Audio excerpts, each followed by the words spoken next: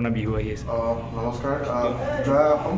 পোনপ্ৰথমতেতো আমি সকলোৱে পাঠশালাৰ মানে ঐতিহ্য আমি জানো, খুব ভাল লাগিলে আহিলে। আজি মানে আপোনাৰ গজালিত আহিছিলোঁ মই, ইয়াতে ভাইটি এটাই নতুনকৈ এখন মানে ৰেষ্টুৰেণ্ট খুলিছিলে আৰু তাৰ জাৰ্ণিটো একচুৱেলি বৰ বেলেগ ধৰণৰ জাৰ্ণি হয়।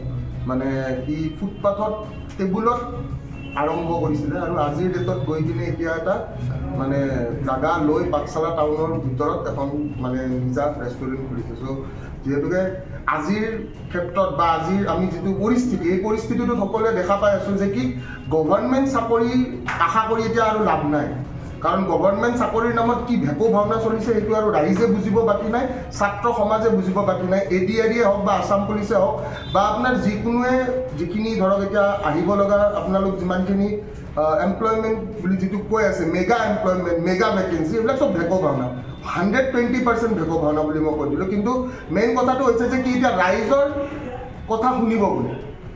কাৰণ আপোনালোক সকলোৱে দেখি আছে, মই বুলি নহয় অসমৰ জনগণে দেখি আছে যে কি এতিয়া আপোনাৰ সাংবাদিকৰ মানে চতুৰ্থ স্তম্ভৰ তেওঁলোকৰ কোনো কি নাই, তেওঁলোকৰ নিজস্বত্ব এটা তেওঁলোকে এটা প্ৰশ্ন সুধিব নোৱাৰে, তেওঁলোকক জেলত কাষ্টডিত ৰখা হয় আৰু বাৰম্বাৰ তেওঁলোকক কি ইটোৰ পিছত সিটো কেছ জাপি দিয়া হয় অকল এটা প্ৰশ্ন সোধাৰ বাবে, য'ত আমি চতুৰ্থ স্তম্ভ।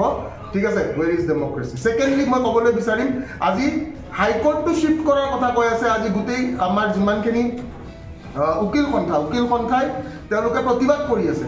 সচলত কিমান বছৰে প্ৰতিবাদ চলিলে, কিন্তু আল্টিমেট বস্তুটো কি হ'ল? আল্টিমেট বস্তুটো এইটোৱে যে কি আজি গণতন্ত্ৰৰ দেশত চলিছে ৰাজতন্ত্ৰত শেষ হ'ব প্ৰজাতন্ত্ৰ, আৰু প্ৰজাতন্ত্ৰৰ কিমান আজি মানদণ্ড সেইটো আজি অসমৰ ৰাইজে একচুৱেলি বুজি চোৱাটো উচিত। কাৰণ অসমত শদিয়াৰ পৰা ধুবুৰীলৈকে যদি আজি দপদপাই আছে, অসমীয়াই দপদপাই থাকিব পৰা নাই।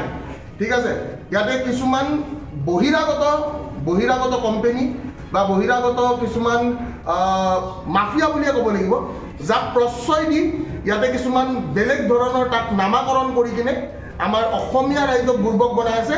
1225 টকা 1500 টকা দি কিনে যিটো আমাক বৰবাদ কৰিবলৈ চেষ্টা কৰি আছে। আৰু মই এই কথাটোৱে ক'ম যে উঠা জাগা সাৰ পোৱা। ঠিক আছে, নহ'লে অসমীয়া ৰাইজ ৰসৰ তলে যাব, অসমীয়া ৰাইজৰ অৱস্থা নোহোৱা কৰি পেলাব, অসমীয়া ৰাইজক মানে অসমত অস্তিত্ব নোহোৱা এটা পৰ্যায়লৈকে লৈ গৈ আছে। আৰু অসমৰ ৰাইজে যদি এনেকৈ চকু মুদি থাকে, চাওক আপোনালোকে নিউজত দেখি আছে, হাঁহি আছে, কিন্তু এদিন আপোনাৰ ওপৰতো কোনোবাই হাঁহিব। এই কথাটো মনত ৰাখিব। জয় অসম।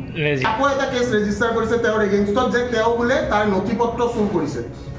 সেইটো কেনেকুৱা ধৰণৰ কথা? এটা মানে জাৰ্ণালিষ্ট এজনে জাষ্ট প্ৰশ্ন সোধাৰ কাৰণে তেওঁক বাৰম্বাৰ কিবা ফেক কেছত বাৰে ভৰাই দিবলৈ চেষ্টা কৰিছে। এইটো কেনেকুৱা ধৰণৰ কথা? মানে চতুৰ্থ স্তম্ভৰ মানদণ্ড নোহোৱা কৰি পেলাইছে, য'ত আমি ডেমক্ৰেচি ফ'ৰ্থ পিলাৰ বুলি আমি কনচিডাৰ কৰোঁ। আজি democracy, ৱেৰ is democracy? The question is ৱেৰ is democracy? ঠিক আছে, কোনো এটা ক্ষেত্ৰত ডেমক্ৰেচি আমি সকলোৱে জানো।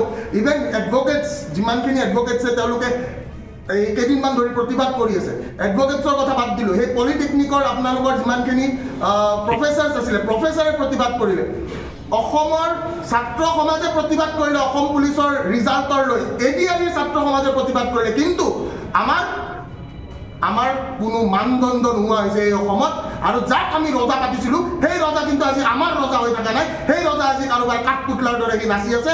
আৰু এইটো কথা অসমৰ ৰাইজে যদি এতিয়াও বুজি পোৱা নাই, তেনেহ'লে আমি এটাই কথা ক'ম, অসমৰ অস্তিত্ব নোহোৱা হ'ব, অসমীয়াৰ অস্তিত্ব নোহোৱা হ'ব। আৰু অসমীয়াৰ যদি অস্তিত্ব নোহোৱা কৰিবলৈ নিবিচাৰে, তেনেহ'লে আপোনালোক সজাগ হওক। এটাই কথা কৈছোঁ, পুঁজিপতি হৈয়ে গৈ আছে, দুখীয়া হৈয়ে গৈ আছে, আৰু মিডিল ক্লাছটো মাজতে এনে চেণ্ডউইচৰ দৰে পচি মৰিছে।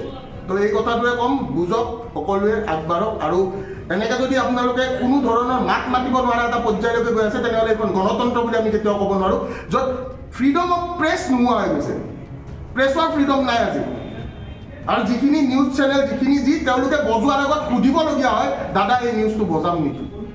তো সেনেকুৱা এটা পৰ্যায়লৈকে যদি গৈছে, তেনেহ'লে আমি এই কথাটোৱে ক'বলৈ বিচাৰিম যে নালাগে, আৰু আমাকতো নালাগে, নাজানো অসমৰ ৰাইজে কি কৰে।